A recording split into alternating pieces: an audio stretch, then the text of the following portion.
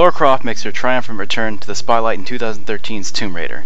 This entry in the long-running Tomb Raider franchise is a reboot which was developed by the hard-working people at Crystal Dynamics. If the incredible and well-put-together trailers weren't enough to get you to check out this game, then perhaps this review might help you reconsider. Did you get that? Got it. We have a fire. Look for the smoke. We're on our way. Tomb Raider wastes no time throwing you right into the action. Laura and the rest of the crew aboard the Endurance find themselves caught in the clutches of a terrible storm, which results in them being shipwrecked on an island. This island just so happens to be the exact one that they enter the dangerous Dragon's Triangle to find. Now, the game initially doesn't really explain to the player why Laura is even on the search for the island. However, if you read the Dark Horse comic entitled as The Beginning, things will definitely make a lot more sense afterwards, on both a story and character front. So, this is basically what happened. Dr. James Whitman is the host of a very popular TV show. Unfortunately for him, Season 2 of his show did not do so well, and his network has decided that they are pulling the funding for his show, which means there won't be a Season 3, and that means Dr. Whitman won't be able to afford the trip to find the lost island of Yamatai.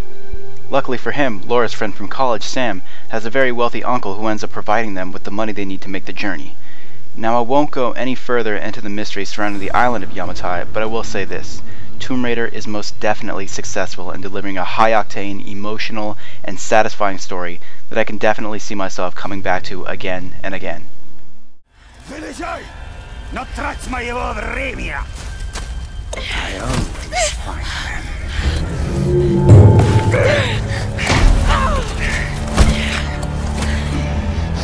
Она тоже была порядочной стервой.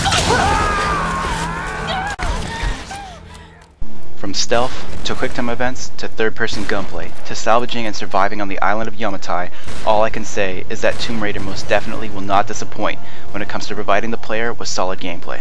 There's an incredible amount of variation in the task in which you can take part in. One minute you may find yourself traversing a cliff face or sneaking around enemies in the shadows. The next, you might be ascending up a rope while looking over a gorgeous landscape. There is a ton of things to do on the island, and all of it feels fun and rewarding. Even the occasional QuickTime event is done so well and is integrated so seamlessly into the game that it never feels like a chore. Actually, it feels more like an extension of the tension and drama that the story is trying to convey. This is exactly how QuickTime events should feel, and it is clearly evident that Crystal Dynamics paid close attention to the mood of each event to make sure that things ran smoothly and felt natural. So my thoughts are that QuickTime events can still be exhilarating and fun so long as they are handled correctly. Of course, with this game being called Tomb Raider, it wouldn't make any sense without there being some tomb raiding to be done. Throughout the game, you may be notified that a searchable tomb is nearby, in which case you must use your eyes, the clues around you, and your survival instincts to locate each tomb's entrance.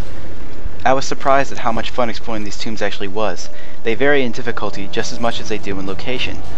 Most of the ones I tried, though, weren't too challenging, but I still felt great after completing them because they really challenged me to think outside of the box and try and see beyond what was right in front of me. During the course of the game, you will also be engaged in some pretty awesome set pieces. Now, I'm a guy who's all too familiar with running while bridges and buildings crumble beneath my feet after playing another action-adventure game in particular.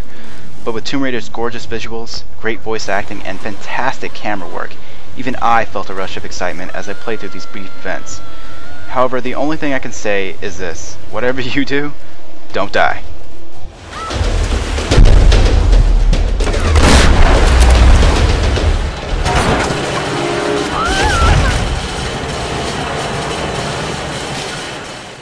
Now, the game also features a multiplayer component, which right off the bat, I'll go ahead and say it looks a lot to me like Uncharted's multiplayer, combined with Max Payne 3's multiplayer.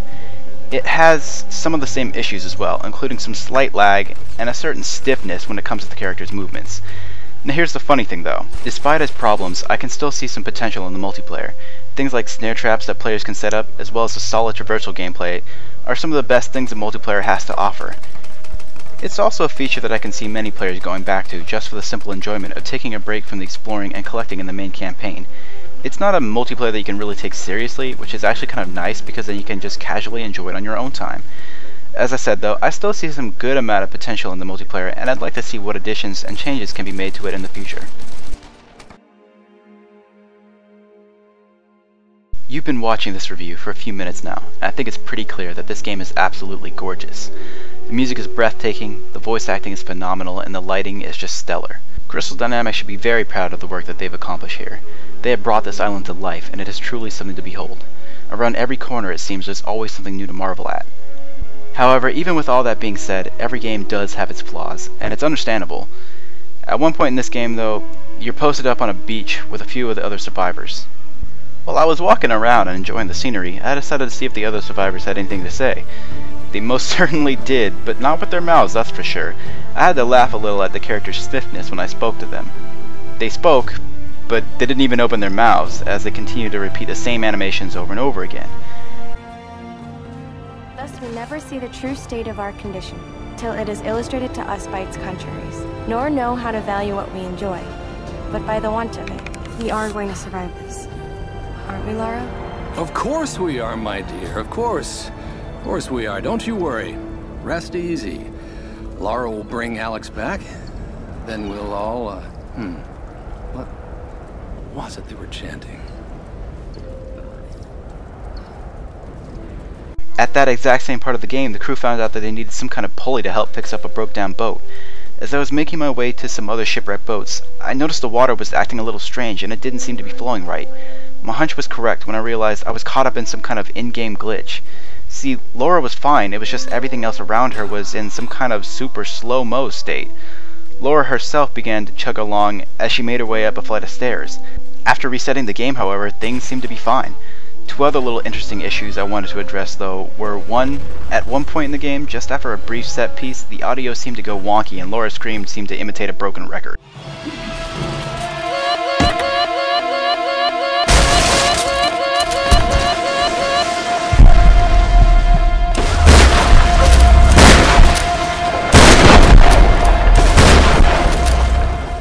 Now, the last tiny issue I have with the game's overall fantastic presentation would have to be surrounding the game's realism when it comes to fire. Fire is absolutely everywhere in this game, and I have to say the way it rises, shimmers, and the overall way it has been animated is just beautiful. However, what's with Laura just setting her torch down on every wooden table she sees? I mean, unless it's not even wood, or maybe it's just some wet wood or something like that, I don't even know. I just think it's funny that nothing ever catches on fire while it just lays there. You're searching for logic and reason where there is none. Anyway, that's all besides the point. The overall point is, this game is purely beautiful. It's games like this that make me really happy that I upgraded to an HD TV. Despite its minuscule, non-game-breaking flaws, you'll find that Tomb Raider is an absolute blast to play. It's gripping, genuine, and overall a worthy addition to any gamer's library. Truth be told, I'd have to say it's one of the best gaming experiences I've had in my life. That's why I give Tomb Raider a well-deserved 5 out of 5.